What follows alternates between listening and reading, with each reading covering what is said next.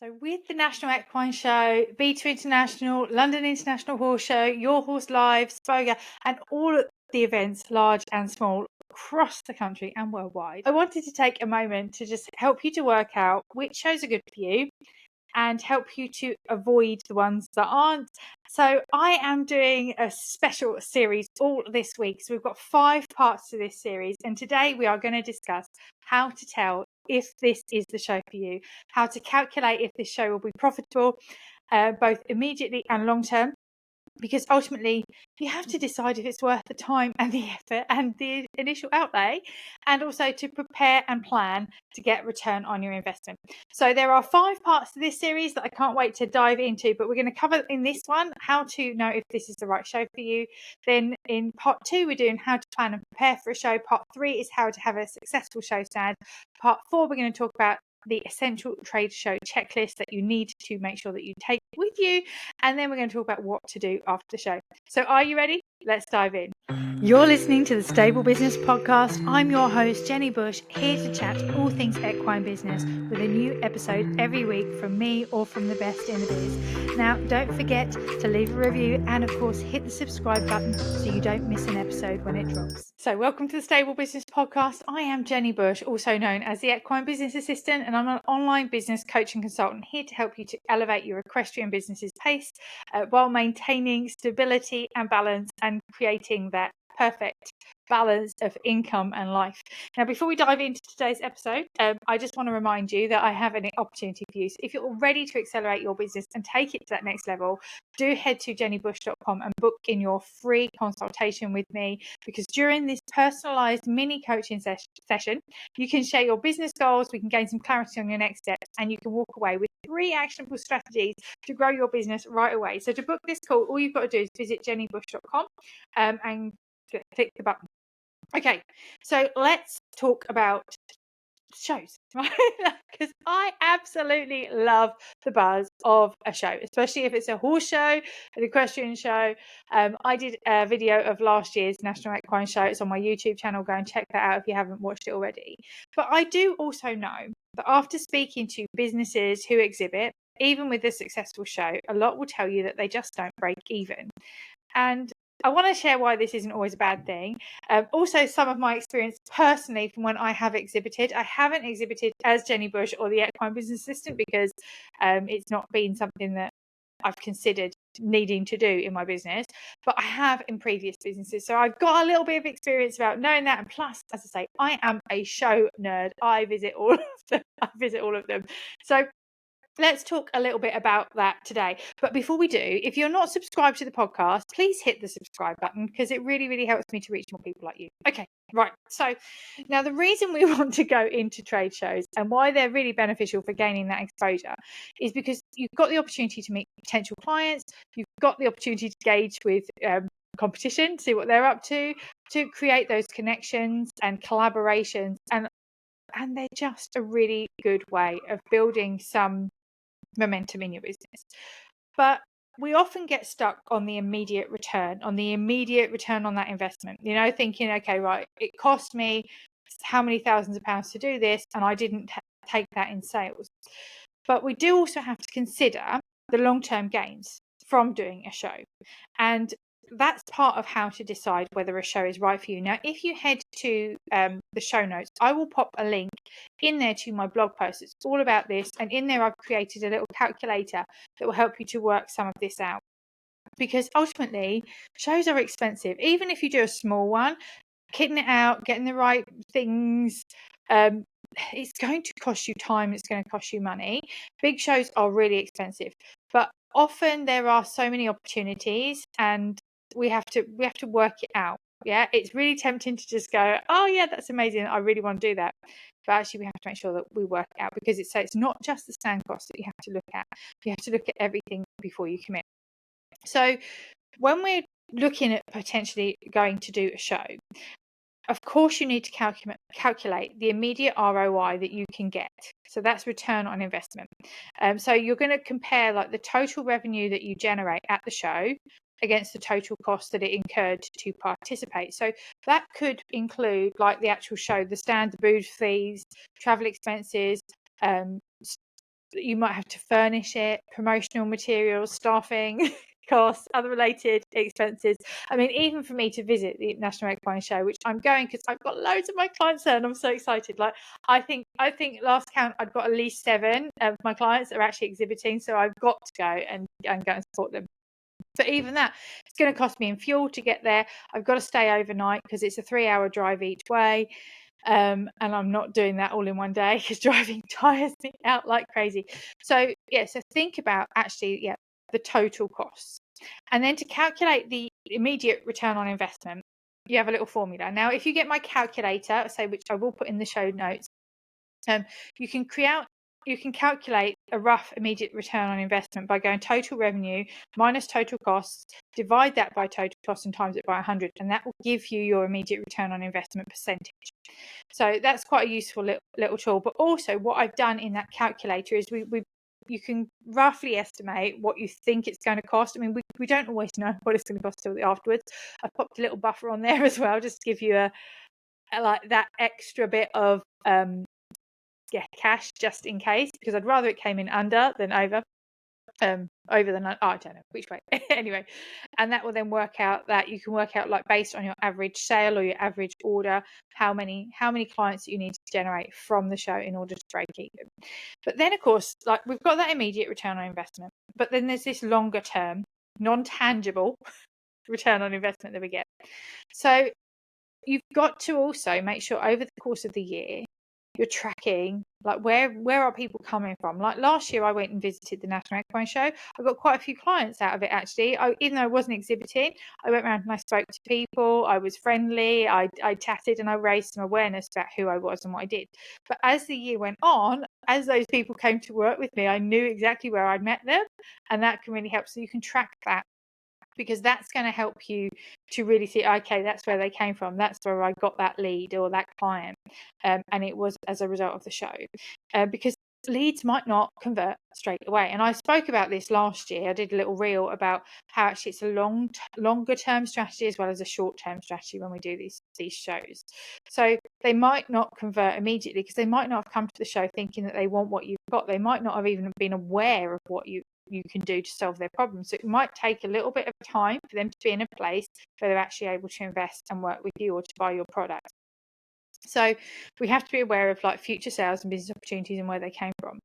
The next non-tangible longer term result that we can get from these shows is this brand exposure and awareness. Before the show, in order to track that, you need to know, okay, what are my social media numbers, what's my engagement, what are my follower numbers, what are my website visits. And then afterwards, like in the following weeks afterwards, have a look at those numbers again. Has there been any change? Has there been an increased website traffic number? Have you got more visitors? Have you got more visits? Are you getting more sales through the website? And if you can kind of relate that in time to when you went to the show, you will know that show had an impact on your brand awareness and your exposure and driving people towards your pages, towards your social media, etc. So have a look at that. Then, of course, you've got the networking opportunities. So this is something that I often talk about, is because network is so important. If you've got a good network around you, if you've got that community around you, it's about who you know, and those connections will really, really help you to get more clients as well. I get quite a lot of clients who come to me and they say, oh, such and such told me. Such and such told me. And some of those, I know that, again, I met them at shows. I met them in doing different things. They might not have even worked with me, but they still like what they see and hear and everything that I do enough to recommend me. And then I know that it came from them. So you can think about that as well. And then, of course, there's the potential partnerships, collaborations, and just relationships in the long run can really benefit. So one of the things that I do to try and help you with that is, if you're a member of the Equestrian Business Support Network, I have some badges. I was going to see if I could find one just to show anybody that's actually watching me. I've got some stickers here. So there's these badges. And so the idea is you can buy a badge off me. I give them away free, to be fair. So if you ever see me at a show, say, have you got a badge in your pocket? Because I'll normally have a pocket full of badges. And I'll give them to you free. All I ask is if you want me to post it to you, you pay the postage, because that soon adds up. But you can wear that to a show, you can pop it on your bag strap or whatever, so it doesn't have to be too prominent, but then you can look out for people that have also got the badge, and you'll know that they're also in business, and you can then start to chat, and you can go, oh, we're also members of the Equestrian Business Support Network. And I was talking to somebody yesterday, just yesterday, I had a phone call with somebody because I wanted to order something, because I wanted some client gifts, and she's the only person I want to buy them off. And we were having a chat, and she said, and she was just talking about the ripple, or we were just talking about the ripples, and she's like, but I know this person now, and I know this person now, and this person, we met up and we did this, and that person came here, and I went over there and helped that person's family because I'm closer to them than they were. And I've created those connections purely from what you've done. It's because of you, because you set up the Equestrian Business Support Network, and from there I was able to build that connection. And those relationships are so key. We have to have people around us who support us and have that community that can help us. So it's a really good part of the show as well.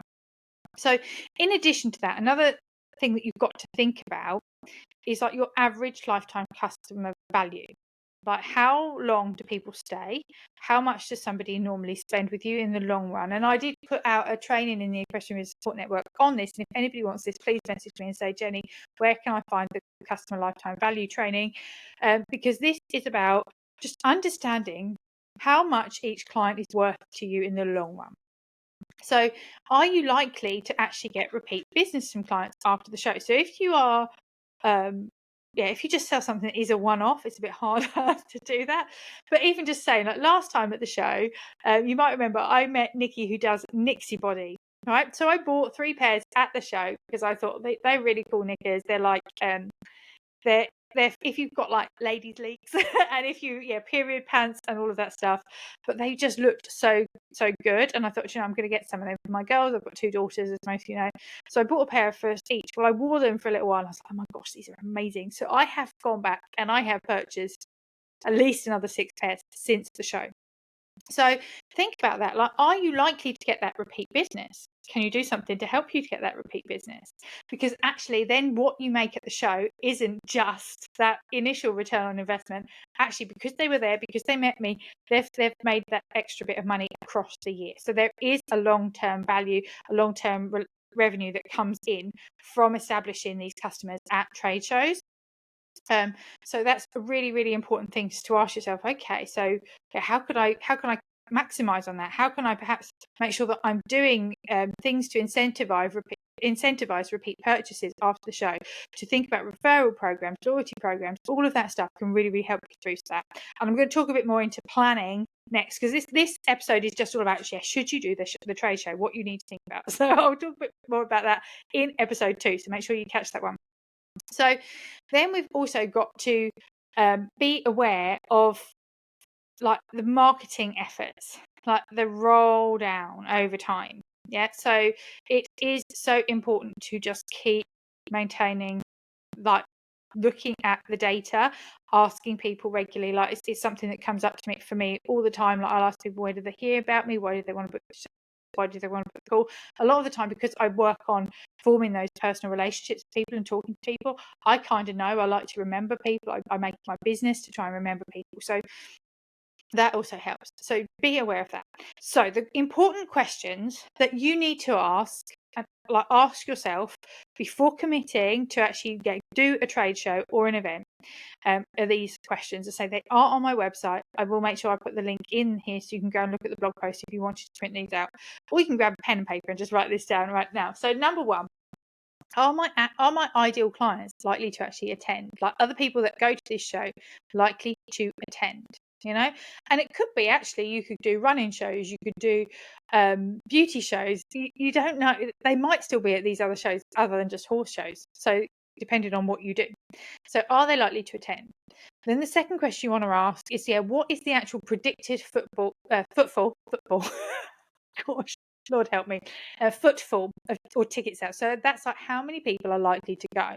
So most organisers will be able to give you a rough idea. If they've run it a few years, they'll be able to tell you, okay, this is what we normally get, come to the show, because they know how many ticket sales they're going to have and they can estimate it. I think this year they said on the National Equine Show about 10,000 So you need that number. You need to make sure there's going to be enough people, because you are not going to sell to every single person. You're probably likely to calculate it on like a 1 to 2%. I think that's quite reasonable of the show. So then you can think, okay, if there's that many people and they are my ideal clients, I should do about a 1 to 2% at least conversion rate. So then we're going to ask, like, what is the vendor to visitor ratio? Because sometimes you end up with so many stalls and so many people visiting, and it's just too much to even get round. So you want to make sure that that is quite a balance, that they're not going to fill the place with just so much that there's not, the people that are coming with money in their pockets can't possibly spend at every single store. So you need a good ratio there. Then you're going to ask yourself, okay, what is the actual cost of this event? Because they will have extras. So again, you normally pay for the space that you have. So you want to make sure that is there extras added onto that. Sometimes they will ask more for like carpet on the floor. I've been there. If you want a carpet, you have to pay more for that. They might ask you to pay more for electric. You might have to have certain things in place. You've also got to make sure as well that you have got the correct level of insurance for these shows. They will want your insurance. They will want to see that you can do the risk assessments, etc., etc. So then you're going to also ask yourself, will I be there to actually connect? Like, is this a show to connect and raise that brand awareness? Is that my main goal and I'm happy with that? Or am I actually there to make money and make sales right there and then? Yeah. And if it is your goal to make sales, like, how much do you need to actually sell in order to break even? So calculate it. Like, if you are going and the show stand is costing you about $3,000 just for the stand, and you sell something that's like £2, you got to do an awful lot of sales to break even. Awful lot of sales to break even. So you need to work out, what are the chances of that? But in saying that, if you go and sell coffee, if coffee is your thing, you will probably make some money back. So you should know roughly how much you're going to get from these shows. So then you're going to ask yourself, okay, if I'm there to connect with people who I hope that are going to convert into clients, use my business, recommend me, etc., how many clients or customers will I need over the course of the year to break even from this event? So so you're aware of, okay, right, is that okay?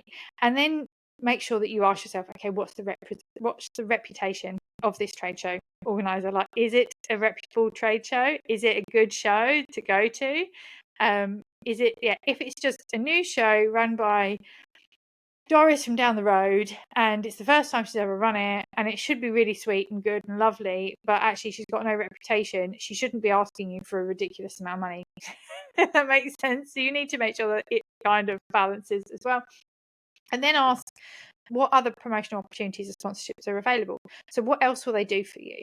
Like, one of the things that I've seen in the run up to the National Equine Show this year is I've seen that they've been promoting the people that have got stands. They're putting it out on their social media. They're putting it out on websites and things. I've also seen adverts in magazines. So again, is there any extra promotion? How can I actually leverage this to maximize this? Because there are leveraging opportunities, which I will talk about in other episodes of this series.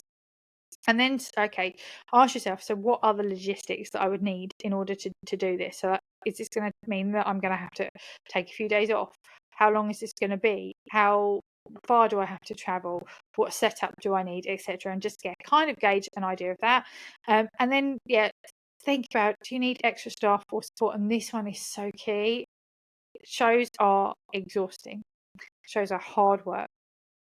So how will you make sure that you get through it? If you are just you, are you going to actually manage to stand on a show, stand for, I don't know, sometimes they're there all day, from 9 till 5 on your own, struggling to take a break, etc., etc. What support will you need? And how can you make sure that is? And I know when I've been at shows before, I've even been known when I've seen people that I know flaking, I've been like, can I get you a coffee? Can I get you a cup of tea? And then helping them out a little bit on their show stands, because it's tough. It's really, really tough. So be aware of that. And then just ask yourself also, and ask the organizer, like, how many people are there that are competing with me? Like, how many of my direct competitors are there? So, like, I've had this before where people have whinged about, because I often go around, I've been the last 4 or 5 years, I've gone around even like at the London International Horse Show, and I go around actually asking people these questions and, okay, what are you enjoying? And sometimes, especially those that are doing like food or fudge or whatever, have had moments when they're like, well, somebody else has turned up and they weren't supposed to be selling that, and now they're selling selling what I do and there's too many competitors, and that is really a not great idea for you. If there's too much competition, like you want some competition, yeah, it's okay for them to have sort of 3, 4, 5, maybe if it's a massive show doing the same thing, but you don't want it to be that actually there's loads of you doing the same thing, because it's not a very good mix for everybody that's visiting the show either. So I hope those questions have been really useful. Do let me know if you've enjoyed this episode, if this is something that you'd like to see more of. Make sure you screenshot and share into your stories on Instagram or Facebook and tag me so that I know if you've enjoyed it. And of course, don't forget to make sure that you subscribe to the podcast. And then tomorrow we're looking at part 2, and I'm going to be talking all about actually how to plan for a successful show. So you've made that decision, you're going to do it, we're going to go through how to make sure that it's successful, and I will see you there.